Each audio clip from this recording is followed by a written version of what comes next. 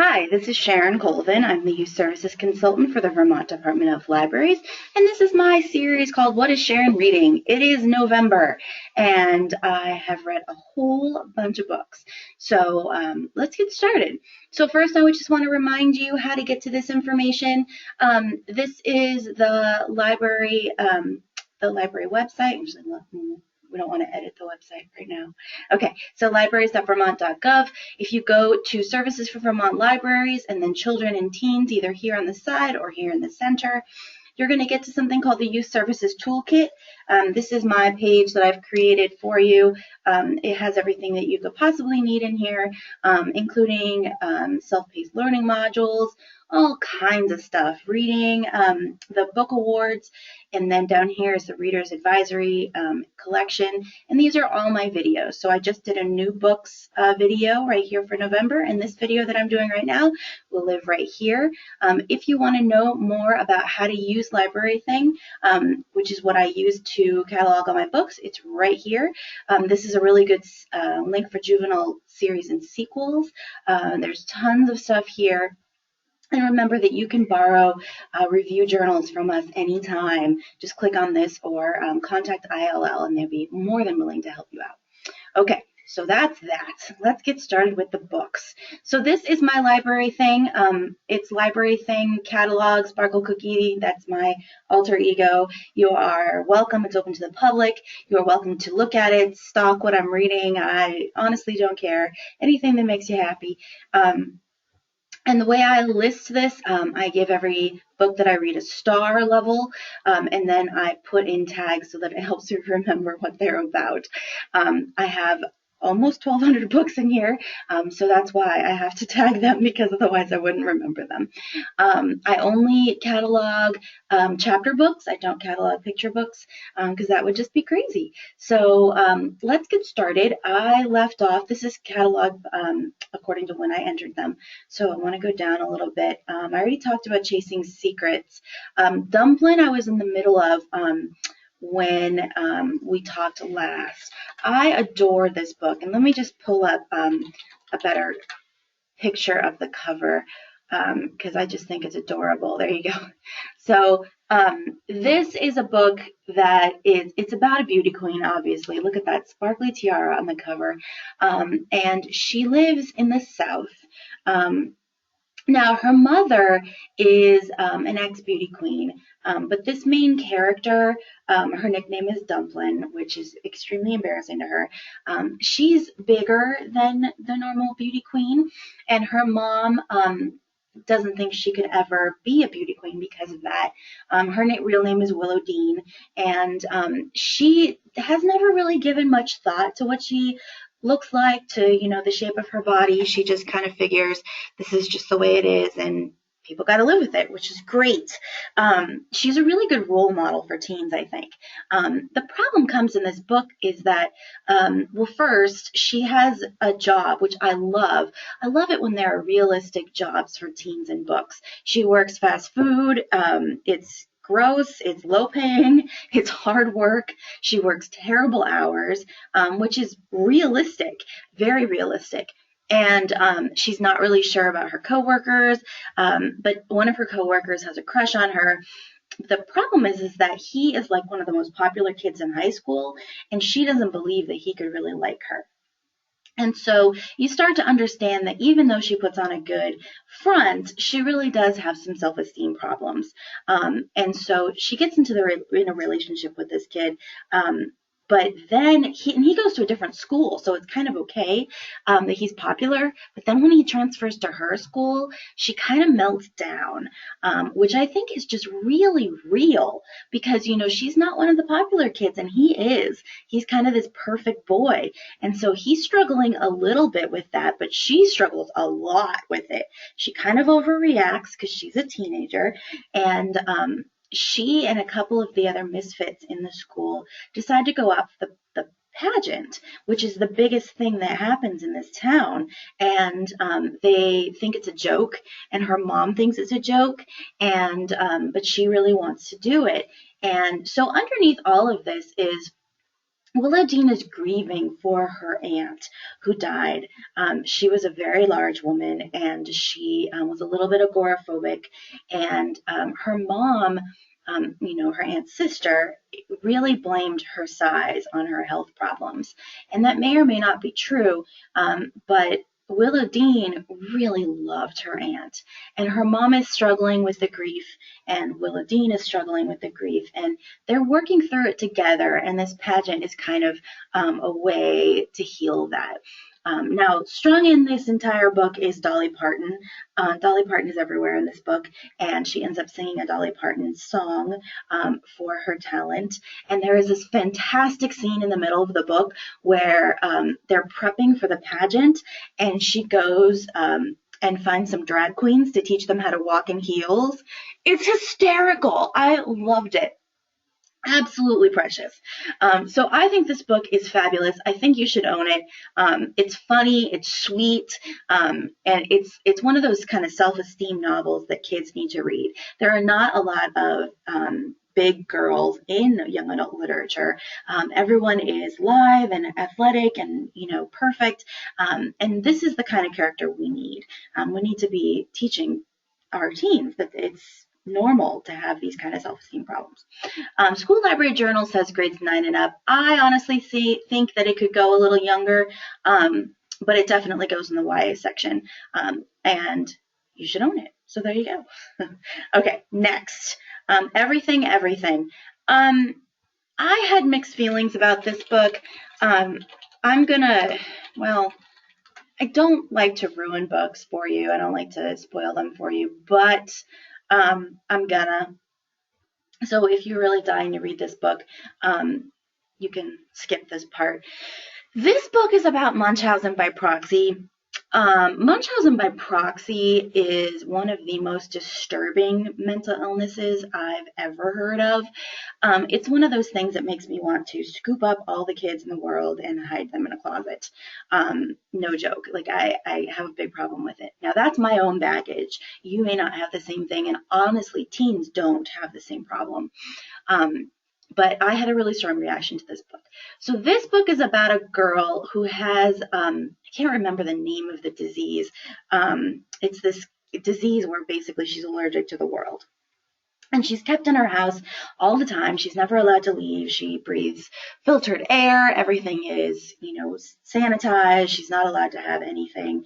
Everything is purchased for her online. She basically wears the same uniform every day. She's not allowed to go to school. She has tutors.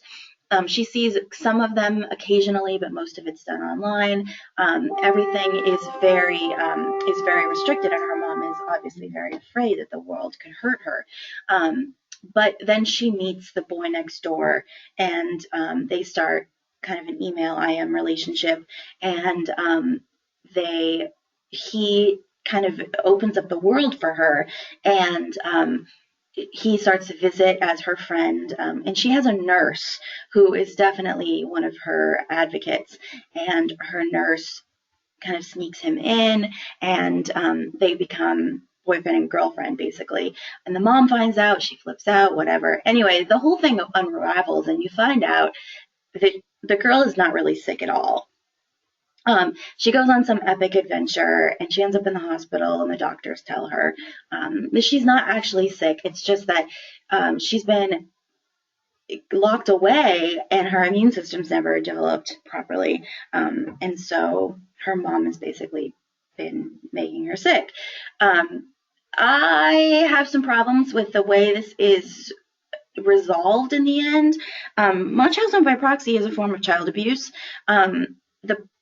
The thing I struggle with in this book is that she's 18 by the end of the book. So it's not like, she's a little bit older, and so she kind of just forgives her mom and moves on. Her mom does get treatment. The problem I have with it is that, as an adult, seeing an adult abuse a child and then kind of get away with it bothers me greatly. although I don't know how I would fix it if I was the author. I honestly don't. Obviously, this book is very thought-provoking. If you have kids who like these kinds of issue books, it's worth talking to them about it. This one is on Listen Up Vermont. It's fabulous. It's a really good production, and obviously it's got a lot in there. But I'm just warning you that there's some stuff in there that might bug you as an adult. There are a lot of things in teen literature that bug us adults, and that's just one of them. Anyway, moving on to something happier. George, oh my gosh. If you have not read George yet, you have to. This book is phenomenal. I love the cover. Look at this cover. It's so cute. Look at his little face. This book is phenomenal. So George is in, I think, 4th grade, and George was born a boy, but she is not a boy, she's a girl. And one of the things that's interesting about this book is that this topic has not been broached in this young a population in the literature before, at least not in the popular literature.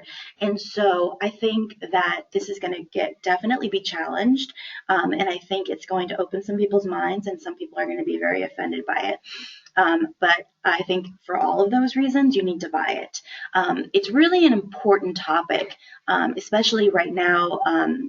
Kids are learning about these things, and there are kids in your community who are struggling with this, I promise. So George is phenomenal, and she has this awesome best friend. And so the storyline in this book is that the teacher is putting on a play of Charlotte's Web. And George really wants to be Charlotte. And her teacher doesn't really get it and is kind of like, well, you're a boy. You can't be Charlotte. You can be Wilbur or somebody else. And George is like, no, I want to be Charlotte. And her best friend gets cast as Charlotte. And in the end of the book, I'm going to spoil it for you, she actually hands over her role and lets George do it. And it's the cutest thing. It's just the sweetest book. There is a mild amount of bullying in it, but it is written for that 3rd, 4th grade audience. So it's nothing scary. It's definitely there, and the kids can talk about it, but there's no violence. There's nothing really scary.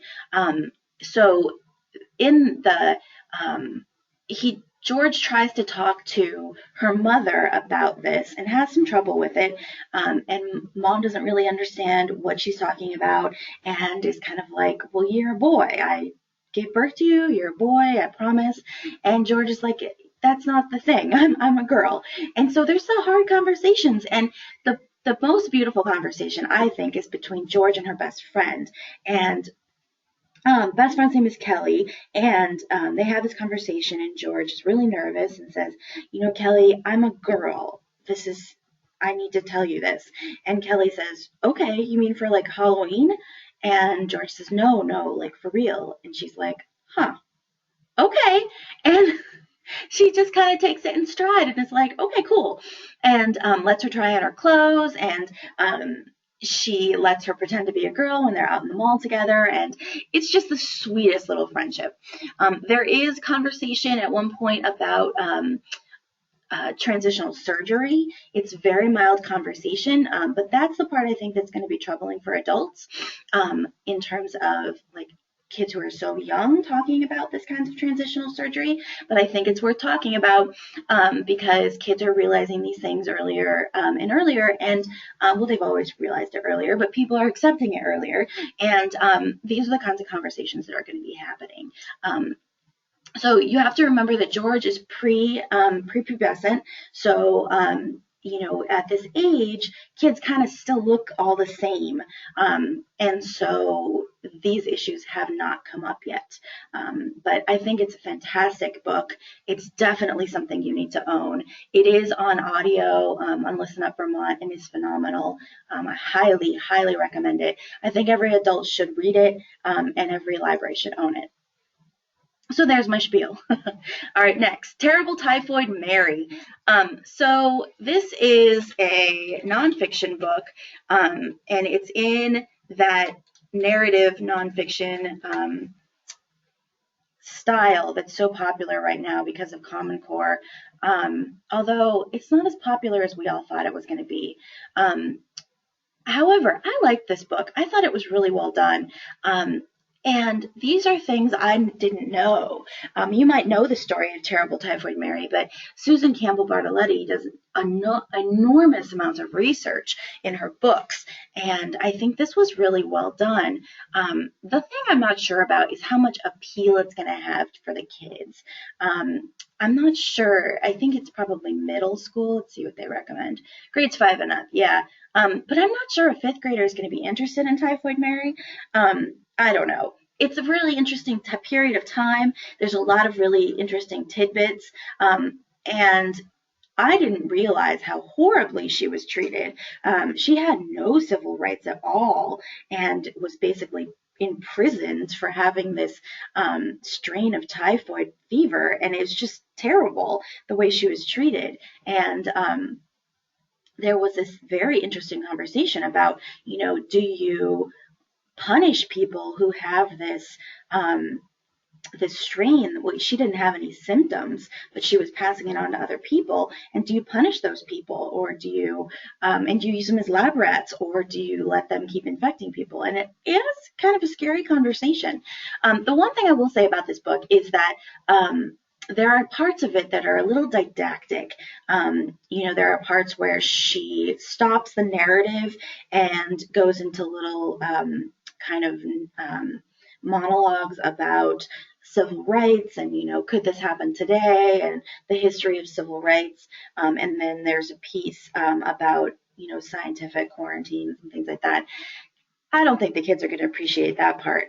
However, it's really interesting. If you have kids who do biography projects, this could be a really good one. It's definitely in a level of detail that I've never seen before. And kids love a pandemic. I mean, come on. It's really kind of interesting. And, the whole idea of innocence, guilt, what do you do? It's an unanswerable question. All right, next, Kissing in America. I like to pull them up on Amazon, because then you can see the cover nice and big. Okay, so this is Margot Robb. Margot Robb, if you know her at all, is famous for her grief books. She wrote, now I can't remember, Ways to Cure a Heartbreak. Shoot.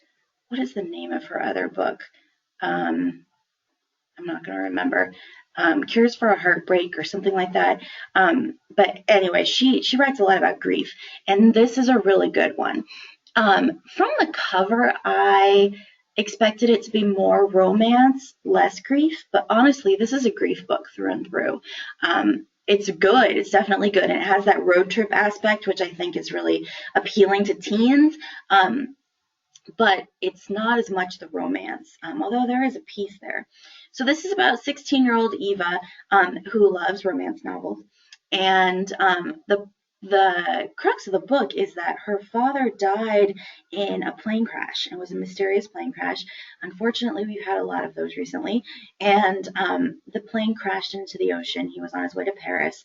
And they don't know what happened to the plane. They never recovered the bodies. And so she's really struggling with that.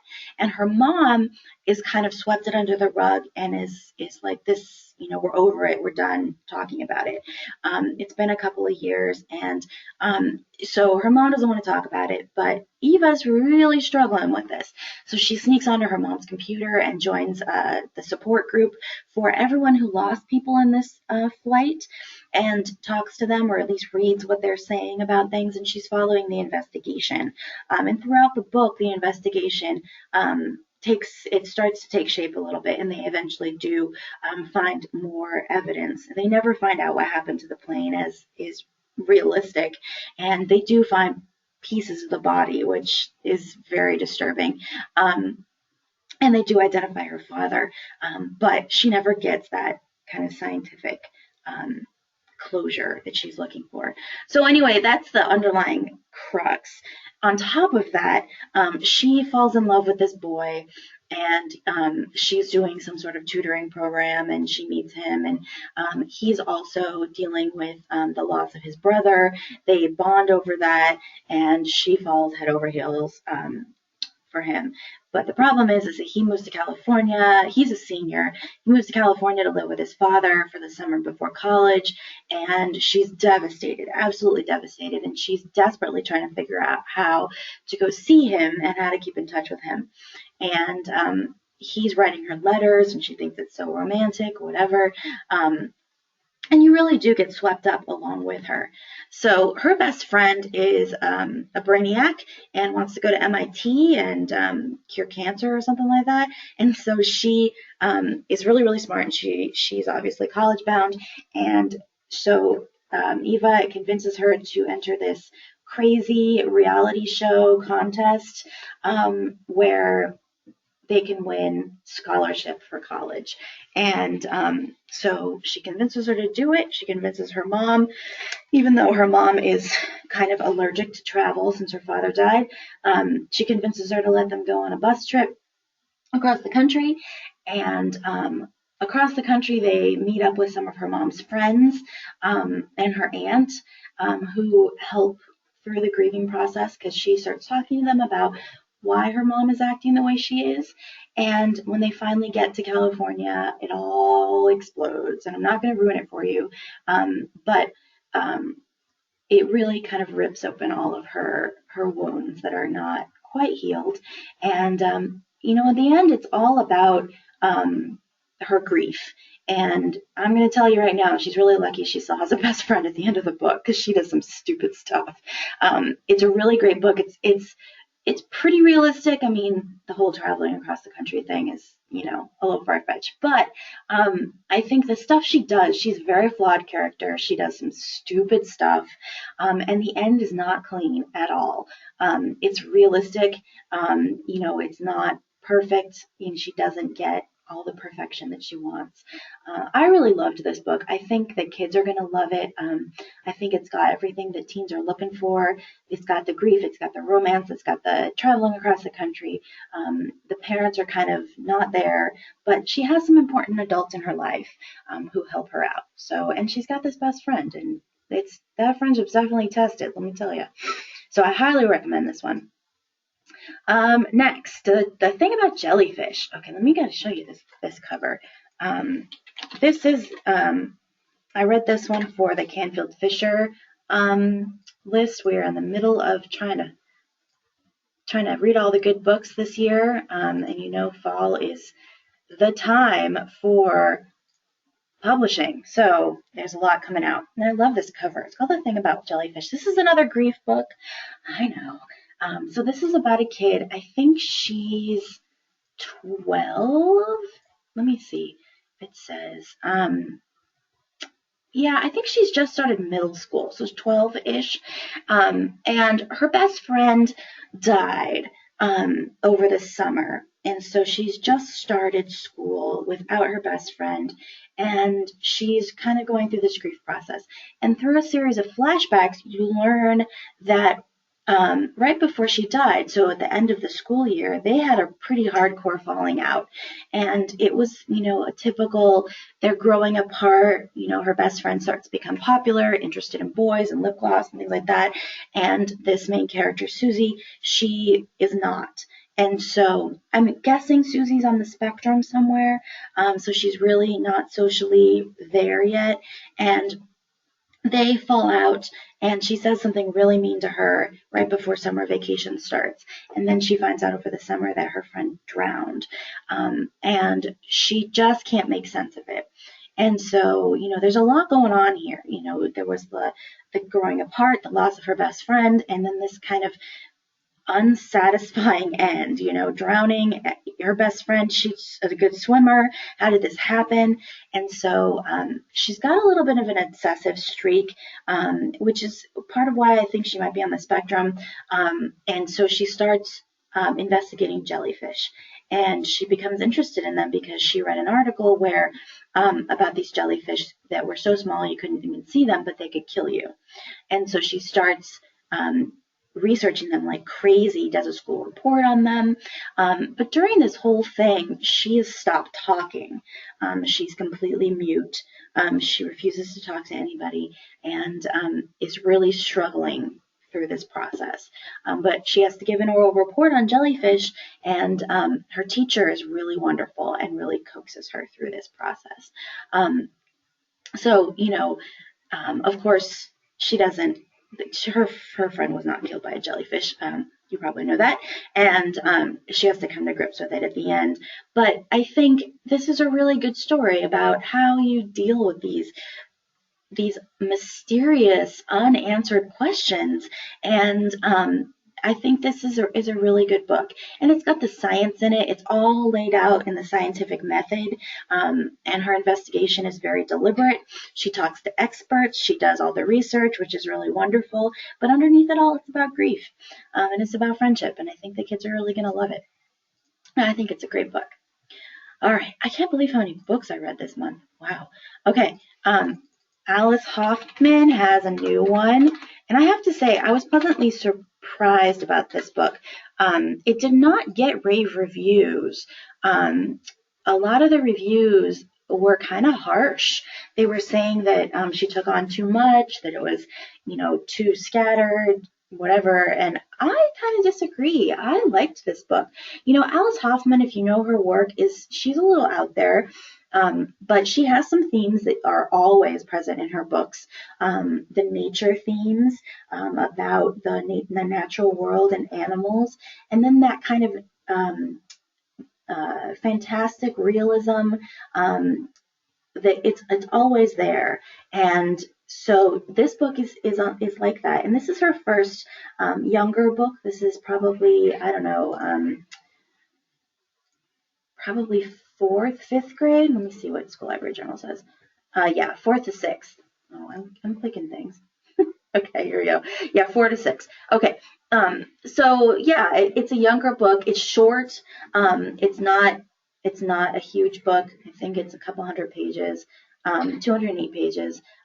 It's about a girl who is, I think she's 12 or 13, and her name is Twig. That's not her real name. That's her nickname. And her family has a secret. And the secret is that the boys in her family are birds, are night birds. And that around age, I think 13, they start to sprout wings. And so they lived in Brooklyn, and she has a brother, James, and he kind of fit in Brooklyn because, it's a big city, not a lot of attention was drawn to him, so he could hide his wings. But then they moved to this really small town, and it's called Sidwell, and it's out in Massachusetts somewhere, out in Western Mass, and all of a sudden, everyone knows everyone, everyone's in everyone's business, so they have to hide him. And the problem is that he has wings and he wants to go out, and so he goes out at night. Now, at the same time, there's something called the Sidwell monster, and people are talking about this monster in town, and they're seeing mysterious things. They're seeing this bird flying around, and they're seeing these crazy messages being written and things being stolen. And so Twig is trying to do a couple of things. She's trying to exonerate her brother, but she's also trying to figure out, like, what's going on and who are these what are all of these different things tied together, or are people just assuming that? And in the middle of this, Twig doesn't have a lot of friends, but in the middle of this, she makes friends with this family nearby. And the problem is that her mom forbids her from going over there because this family is the family that originally cursed her family back in the day. And so she's trying to kind of navigate this crazy, interconnected old history of this town where people have these old grudges and this new magic, and she wants to break the curse so that her brother can be out in the open. And she also wants to have a friend, but she doesn't want to upset her mom, and her mom is terrified that her son's secret would come out, and she's terrified of this family that cursed her family. So it's a really wonderful book. I think it's really good. It's quiet, and I think that if you have kids in your library who like this kind of magical realism, and who like these kind of nature-y stories. It's phenomenal. I think it's really good. So there you go. I always talk about how reviewers, we don't all agree.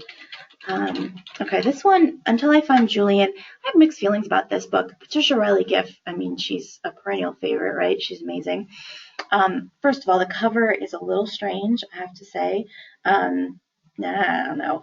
And the topic is a little far-fetched. It's about this boy right here, and he is, I think, 10 or 11, and he lives in Mexico. And his brother has moved to the north, somewhere pretty far from the border, and he's gone there to find work.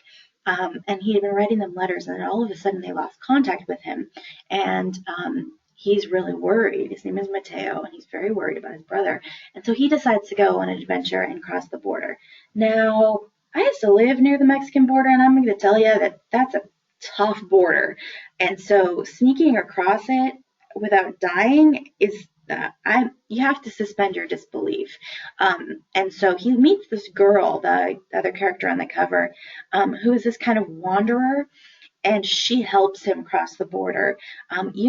She's kind of mysterious till the end of the book, but you find out she's kind of homeless, and she is looking for friends and for family, and so she helps him cross the border, and they meet all kinds of crazy characters, and they end up hiding out in her brother's apartment and doing odd jobs around the town because, of course, they're illegal.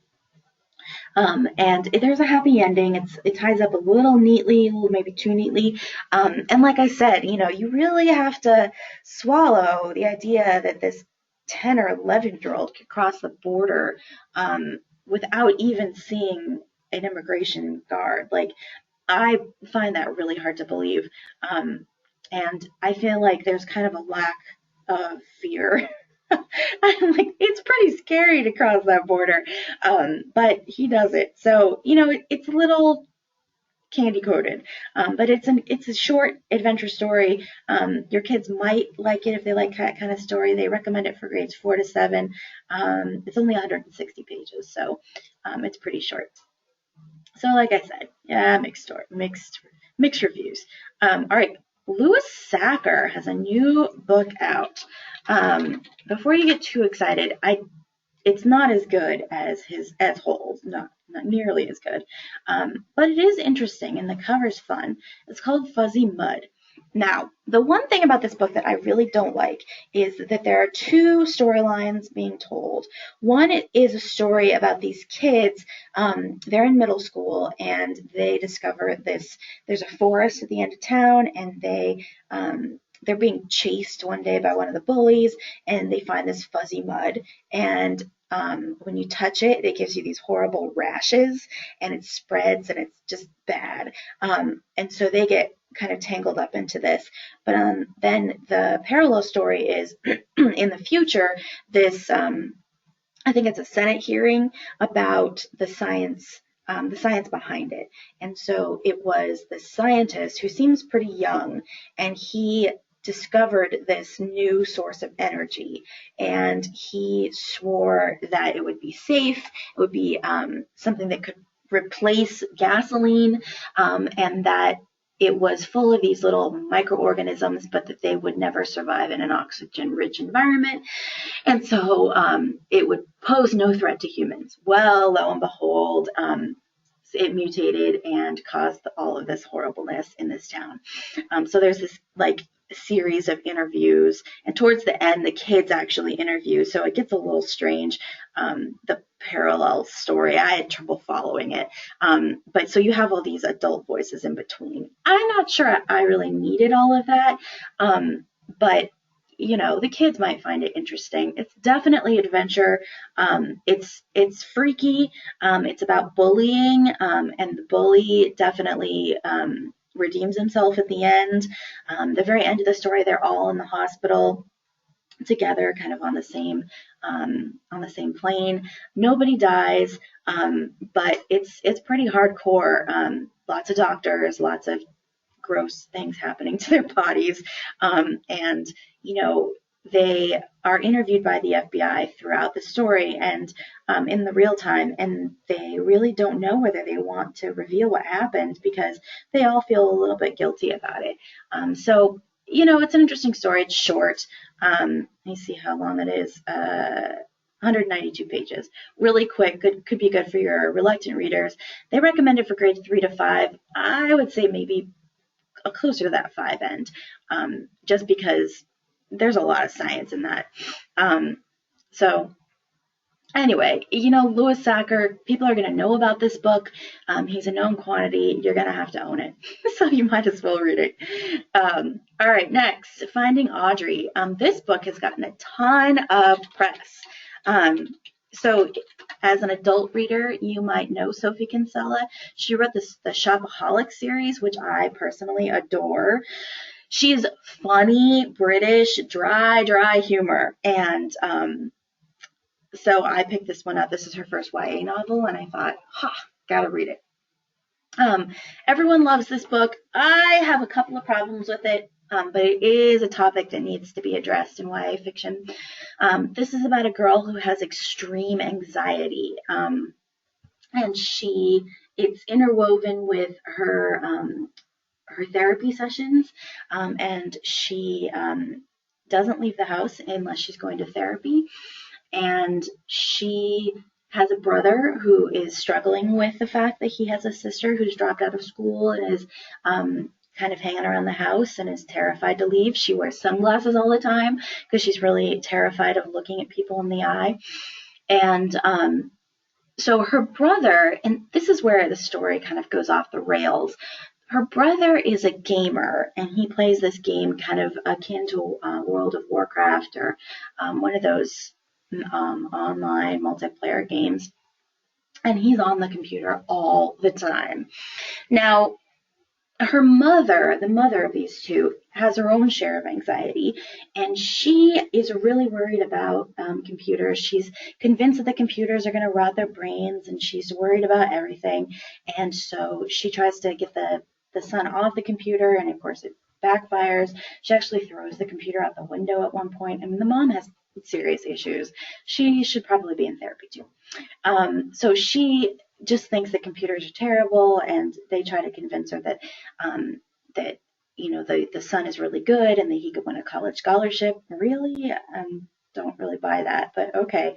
And so in the meantime, the Audrey, the daughter, is kind of lost in her own anxiety-ridden world, watching all of this unfold.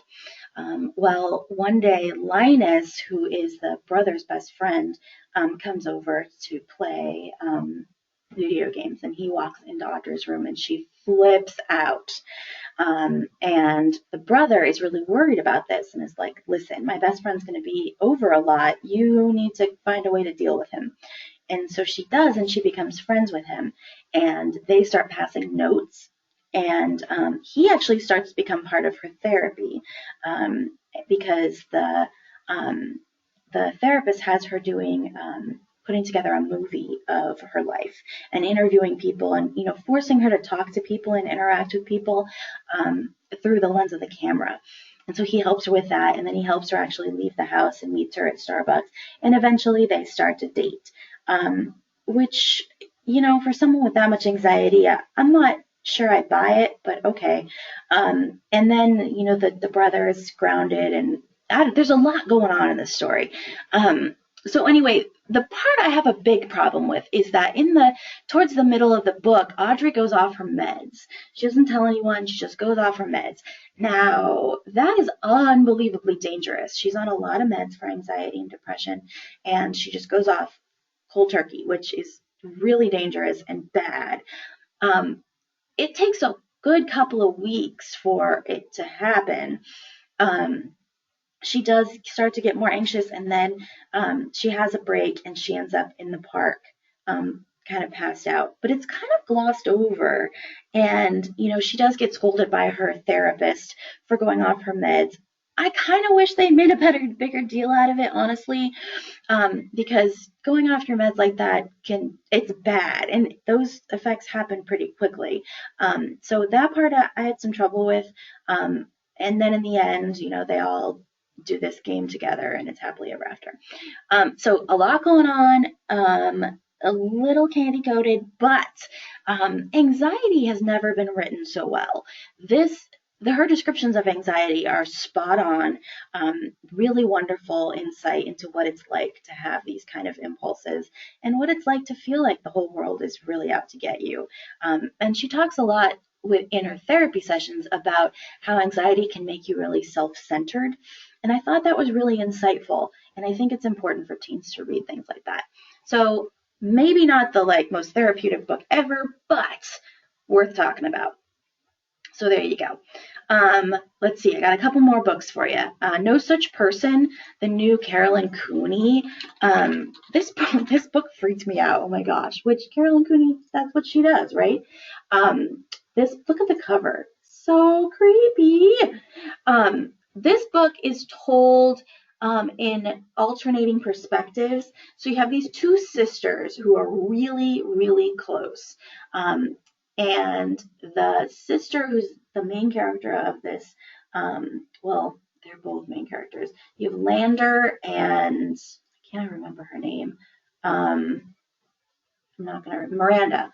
Okay, Miranda. So Miranda is telling the beginning part of the story. And what happens is they live in Connecticut, or they have a beach house in Connecticut right on the river. And they see this crazy guy with a guy on jet ski or water skis in the back, and he's kind of showboating out in the river, and the barge comes, and Miranda's pretty sure that he tries to kill the guy he's dragging on the boat, and it's not really clear cut, and the guy does get sucked under the barge and is able to survive. He's taken to the hospital, but Miranda's pretty sure he did it on purpose. And this guy rubs her the wrong way. And the problem is that Lander, her sister, who's older, she's just graduated college, is going to med school, she's the perfect kid, falls for this guy. Head over heels, happens in 5 seconds, falls for this guy. And, he's handsome, he's kind of a bad boy, but there's some creepy things about him. And Miranda is really, really nervous about it. And she tries to tell her sister about it, but she's like, you're just 15, you're just a kid, what do you know? But, she's disappearing with him, and the guy, she's done internet searches, she can't find him anywhere, and she doesn't know who he is, and she still has this kind of twitchy feeling that he tried to kill somebody. Well, then, on the flip side, you see that Lander, from her perspective, is in the future. She's in jail. She has been arrested for the murder of somebody. She doesn't remember anything happening. She doesn't remember picking up a gun. She doesn't remember killing anyone. She doesn't remember being where they say she was. But they're saying that she killed someone, and they have evidence. And so this is, she's a very privileged girl, and she is in a police precinct, and her cell phone's taken away, and she's totally lost. Her parents aren't allowed to visit because she's 22, and it's just horrible. And so she doesn't really know what's going on. So the two stories are intertwined, and Miranda really wants to figure out what's going on. She makes some pretty bad decisions, but in the end, it's a whodunit mystery. You find out who done it, and it scares the pants off you.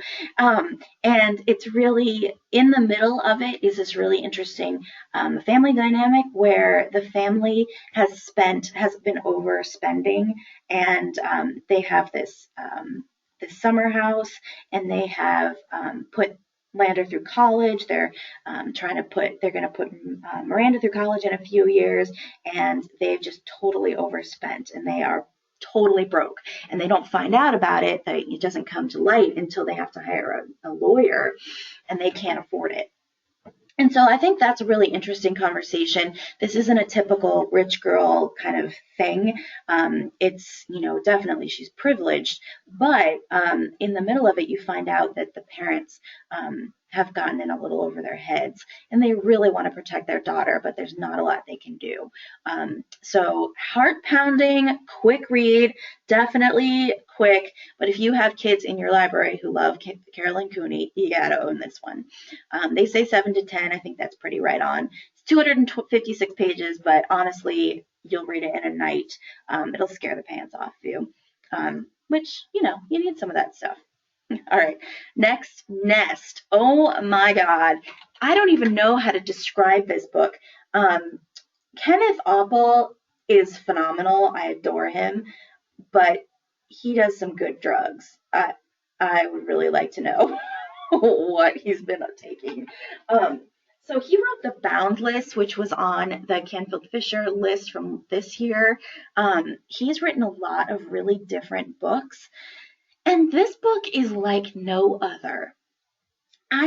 Okay, it's got some really cool illustrations in the book. Actually, there's some pictures here. It's got a creepy kind of thing. There is nothing silly or funny about this book at all. It's got a little fairy tale twist to it, definitely some magical realism, and a little bit of kind of anxiety, PTSD stuff. While I was reading this book, I really wondered if the kid was going to end up like waking up in a psych hospital, kind of like going bovine. Like, did he get stung by a wasp and now his brain is melting or something, you know? It was that weird. So basically, it's about this kid named Steve, and he's young. He's probably 11 or 12, and he has a baby brother. But the baby brother is only a few months old. The problem is that baby brother has a ton of medical problems, needs heart surgery, but isn't strong enough for it. And so, you know, there's a lot of anxiety in the house. And the parents are waiting and trying to take care of this kid, but they're also trying to take care of Steve. Steve suffers from anxiety already. He's seen a therapist before, and now this issues with the newborn baby are just revving him into overdrive, and the worries are just eating him alive. And then this is where it gets weird, is that there are wasp problems in the neighborhood, and there's a wasp nest outside the house, and he's really worried about it. And then he starts to have nightmares about the queen wasp. And the queen wasp is talking to him and telling him that his baby brother is broken and that she's going to make him a new one in the nest she's building. I know. So, right, he gets very upset about that because he's like, what's going to happen to my brother? And she's like, what are you talking about? He's broken. And he's like, I don't want you to kill my brother. She's like, but I have a better one for you. Oh, it's twisted. So he has these really mixed feelings about whether or not they should get rid of the nest. Yeah, in the end, there's this bizarre mix of, was it a nightmare? Did it really happen? These wasps in real life are really weird, and no one's ever seen any kind like that before. And yeah, it's a quick read, very quick. It's definitely haunting. It's they say grades 5 to 7, which is probably right. It's described as a psychological thriller, and I would agree with that 100%. You won't stop thinking about this book. It is wildly creepy, but on a level that I don't think I've ever seen before. It's, like I said, it's got that kind of fairy tale thing. I don't know. Don't read this alone at night, because yikes. But your kids who like creepy, there you go. But if they're allergic to wasps, maybe not so much. All right, last one, A Night Divided. I just finished this book. Oh, wait, I have one more after this. Sorry, I lied. A Night Divided, I just finished this a couple days ago. Fabulous, fabulous book. This book is written like a thriller, so it's got the heart-pounding action nonstop from beginning to end, and it takes place in a time period that we don't hear a lot about. It's right after the Berlin Wall went up, so it's the early 60s in East Berlin, and the descriptions are unlike anything I've ever read. It had never occurred to me before that East Berlin, not only were they not allowed to leave, but no one was allowed to come in. And they really they considered their kind of being walled off as punishment for losing the war, which I thought was really interesting. It's different perspective. And a lot of people were perfectly happy being there. They felt safe, even though there was a lack of resources and a lot of poverty, and those guards were flippin' scary. So anyway, this is about a girl. She's 12, and when the Berlin Wall goes up, but her family gets divided. Her brother and father are on the west side when the wall goes up, and she and her brother and her mother are on the east. And so it turns out that the government thinks that her father is against the government, so they don't want him any contact with him, and so they completely divide them off. And so she really misses her father, and she's very unhappy in the East, and because her father has taught her everything she knows, and she knows about freedom, and she knows that what she's being denied. And so one day when she is going to school, it was a really interesting description of the platforms on the west side where people would stand up and wave or send messages to the people on the east, and her father is there and starts sending her messages, and basically they start digging a tunnel to escape, and you know that that's not easy, and so there's a lot of spies around, and she doesn't know who to trust, and it's really, really crazy. And of course her father's on the other side trying to get to her and digging and trying to cover it up, and wow, there's a lot going on. It's really, really crazy scary. It all ends fine at the end. Well, as fine as it could be. And it's really about family, and it's about this time period that the kids might not know anything about, which I think is really great. And it's also about freedom and how if you don't know what you're missing, are you okay? And is it only people who know what they're missing that are really trying to get out? Which I think is an interesting discussion for kids to have. I forgot I have one more for you. Pieces of Why. I just finished that one last night. I haven't even read it yet. The person who handed this book to me said it was okay. And I think it's a little better than okay. I hate the cover. Hate it. I won't even make it bigger for you. But it's Kale Going, who I adore. She wrote Fat Kid Rules the World and the Liberation of Gabriel King and I can't remember what, St. Iggy? Yeah, St. Iggy. And I really, really love her stories, so I picked it up. It's short. It's probably, grades 4 to 7. It's 224 pages, really, really easy read. It takes place in kind of a setting that's unusual for this level of fiction. It takes place in the slums of New Orleans. It's present day, and it's about a family. They're very poor, and they're white, and they live in this kind of corner of New Orleans that's not so safe. And she sings in a gospel choir called the Rainbow Choir, which is they have a mission to celebrate diversity. Her best friend is Black and has this fabulous family, and so she spends a lot of time over there. Her mom's a single mom. Her father is in prison. She doesn't know much about that except that he was in a robbery, and he was sent to prison, and she's never visited him. And her mom doesn't like to talk about it. So her mom works a lot, and so she spends a lot of time with her best friend Keisha and their family, and she spends a lot of time in the choir. Now, she has a gorgeous voice, and the way they write it, I'm imagining like Adele level voice, and she just blows the roof off the church every time she sings. Now, the crux of this book is that one day during choir practice, there's a shooting, and a baby is killed. And that sends her into a tailspin, and as is to be expected. And the families stop sending their kids to the choir because they're worried about their safety. And this girl, Tia, she just kind of goes in on herself and is so anxious she can't sing anymore. And she really wants to understand, and wrapped up in this is her father. And when the shooting happens, the community starts dredging up the past and starts telling her how her father killed someone too, and she didn't know that. And so she is now getting a lot of bullying, even from the adults. There's a lot of slurs about her being the murderer's daughter. Crazy, crazy stuff for a kid to deal with. And so she starts visiting the mother of the child who was murdered, and she doesn't speak English very well. So they have this kind of broken conversation, but it's really meaningful to her. And she realizes how much she wants to know about her father. And so she makes her mother tell her. Now, her best friend Keisha doesn't understand this at all. She's like, your father's a murderer. Why on earth would you want to see or talk to or learn about a murderer? And she's like, but he's my father. I want to understand the truth. And they actually have a little falling out over it, which I think is really interesting and very realistic for this age level.